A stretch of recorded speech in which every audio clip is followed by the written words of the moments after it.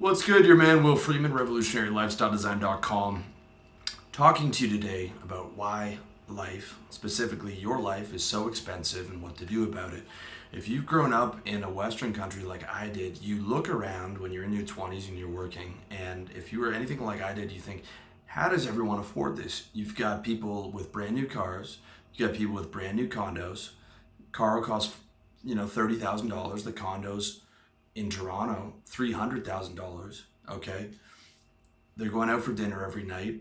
They're spending $300 a week on alcohol. I would think, how does everyone afford this? Okay, three answers to why life is so expensive and what to do about it. The first one's inflation. Okay, the first one in why life is so expensive is inflation. Okay, it's 3% a year. All right, we're not getting the real numbers. I bet it's closer to 5 or 7%. That means that at those numbers, you lose 30% of your purchasing power approximately over 10 years. Okay, so cars look expensive, condos look expensive, everything looks expensive because prices are constantly going up. Like when my mom was younger, you could go to the movies for a quarter. Now it's $15. As your money ages, it consistently becomes less and less valuable. And over time, as compound interest starts to work on that, it is a significant portion of your savings, which is why you want to reinvest those in something like a high margin business, or as much as you can outside of, your emergency savings and cash flow. All right. So inflation is one reason why everything looks so expensive. Number two, and this is how this answers my question when I was 20 or 24, how everyone is able to afford this really expensive lifestyle or look like they're able to afford it, is everyone's living on credit. Okay, you've got guys making $70,000, $100,000 a year who are living a paycheck to paycheck. When I worked in sales, where a lot of guys were earning over six figures, every one of them was paycheck to paycheck. They would find ways to spend that money, whether on condos or on suits or on houses or on renovations for the house or on the girlfriend or on the wife or on children. Everyone is living on borrowed time. Everyone's living on credit. All right. Coming out of the Great Depression, credit card companies would have been out of business because everyone had been through that depression and everyone had common sense and everyone knew not to get into all this personal debt. Okay. Now no one has that and everyone lives on insane amounts of personal debt. And I'm not talking about you've built up a stable business and have taken out, maybe some loans for marketing and advertising and stuff that, you're right on top of numbers and you're able to use that debt and pay it back consistently through your business and it's not personal debt. Okay. That again is still a slippery slope, but that's different from the personal debt that most people have that's killing them. Okay.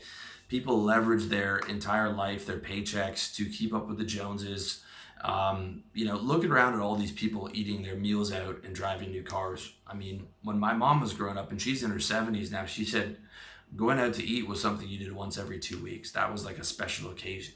Now everyone's going out to eat all the time. Okay. I don't cook here in Thailand, but it's cheap. Okay. I can order meals for super cheap, but it's a different thing in the West where, we're talking about cars, we're talking about suits, we're talking about phones, we're talking about computers, we're talking about condos, we're talking about all this stuff that people are buying on debt. I mean, people have payment plans for their television. It's crazy. All right. People can't afford their life. People are addicted to their paycheck. That's why guys can't start a business, because they're addicted to that paycheck because they're in debt and they're living paycheck to paycheck. So that's number two, why life looks so expensive, is because everyone is willing to leverage themselves to the hair. I mean, a mediocre home in Toronto is $800,000 and people are willing to pay that, right? People are willing to pay that. And if you want to buy that home, you have to be willing to take out a 30-year mortgage to keep up with the moron next door who does that happily. Okay. It's crazy. It's crazy. And number three is feminism. Okay. In the 50s or so,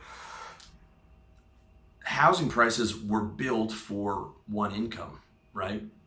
Now that you have two incomes, women don't have a choice between, working or getting married. Well, they do, but most women choose to get married anyways. And they find out that they have to work because you need two people to pay for a home. That's part of why homes are so expensive. Part of why cars are so expensive, because it's built into the pricing right? It's built into the market that two people are working. So two people have to work for the most part, unless you are, very wealthy. Okay, it's built into the housing prices. It's half the price of labor, and one person can no longer afford to buy a home, especially without using credit. All right, the average guy does not have $800,000 sitting around to buy a house, unless his parents help him or unless he's done very well. So those three reasons have made life very expensive. All right. So what do you do? What do you do about it? Okay, because you don't want to live paycheck to paycheck. You don't want to live in debt. You don't want to have inflation and eroding your purchasing power every year. You don't want to be living where you feel like you can't get ahead. I mean, that's how I felt, even though I was doing well in comparison to my peers. Okay, so the first thing is, number one, cut your expenses low, at least for now. I moved into this tiny studio back in Canada, and all I was doing was got myself out of debt, saving money, cutting everything down that I didn't need, and spending all my time building a business to get me out of it, so that I wouldn't be on that hamster wheel or that treadmill for the rest of my life, trying to keep up with the Joneses for things that I don't really need on money that I can't afford. Okay, so first get control over your expenses. I'm not saying getting crazy where you're not having that coffee every day. Okay, that $1 or $2 isn't going to kill you, but that $700,000 mortgage will, or that $40,000 car payment that you don't, car note that you don't need. Those things will kill you, and your student loan debt will kill you. Okay, like those big items. Focus on getting your expenses down, get rid of those, and building up a savings account and a savings net. And then number two, all right, is get rich. Okay, that's the fastest way to pay down your debt. That's the best way to get yourself off the hamster wheel. That's the best way to buy your freedom. That's the best way to get control over your time. Especially in today's economy, you need to get rich. All right, you need to focus on getting. You had all those people protesting against the 1%. No, you need to get yourself to that 1%. Okay, not sitting outside occupying people's business. You need to get to that 1%. All right. The system is beyond repair. It's messed up. All right, it's messed up, beyond your control of fixing it. You just need to get rich and get to that 1%, and be able to take care of yourself and your people. Okay, and that means, in a Western country, that means getting to 6 figures. That's the 1%, by the way, 6 figures. First of all, the Western income is the 1% if we're including the entire world.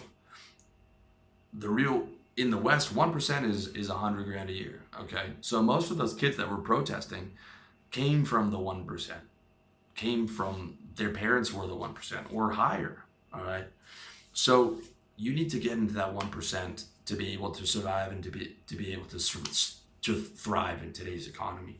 You don't have those cheap houses in the 50s and that 40-year job and the retiring with the gold watch and the marriage that probably won't end in divorce. You don't have any of those things today. So you got to focus on taking care of yourself and getting up to 6 figures.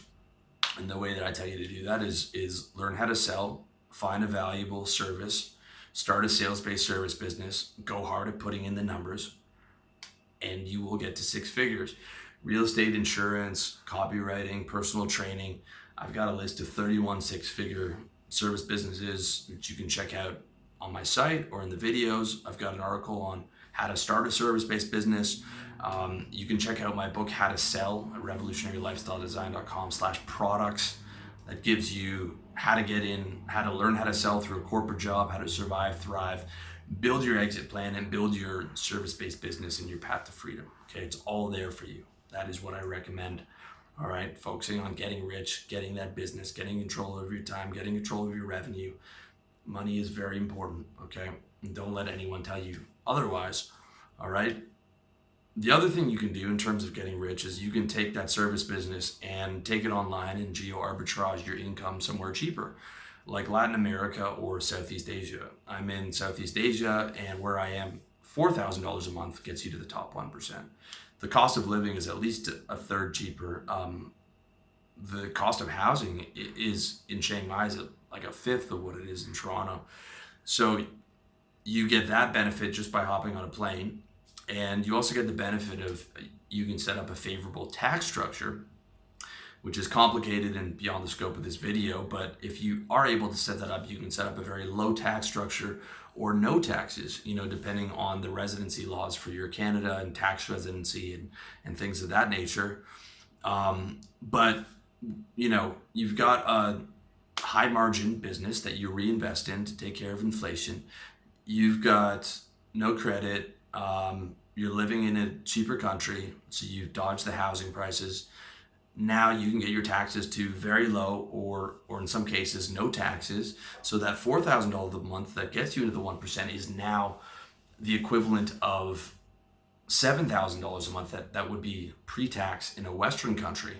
All right. And you're living in a much cheaper country. So now you're even in a better position. All right. So those are two major options that you can do, right?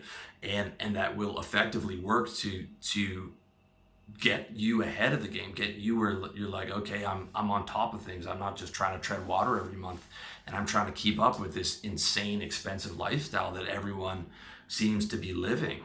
And you're not crazy if you think that. If you not think, how is it so expensive? How's everyone surviving? How's everyone doing this?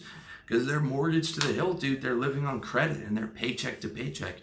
And the more money they make, the more ways they find to spend it, and the more debt they accumulate. All right? You need to find a way to get yourself out of that, to get yourself ahead, to get yourself above water, to get yourself starting to be comfortable and to get yourself wealthy and living a high quality of life. And the way you do that is you cut your expenses and you focus on getting rich. And that's it. So I hope you found that useful. Again, check out the other material that I mentioned on my site, revolutionarylifestyledesign.com. Got a ton of information on that. Check out the money section on my website to find all that stuff. And check out my book, How to Sell, if you're interested in learning how to get paid and how to sell and how to build a service-based business. And that's it. So thanks so much for watching. Wish you all the best in your personal development journey.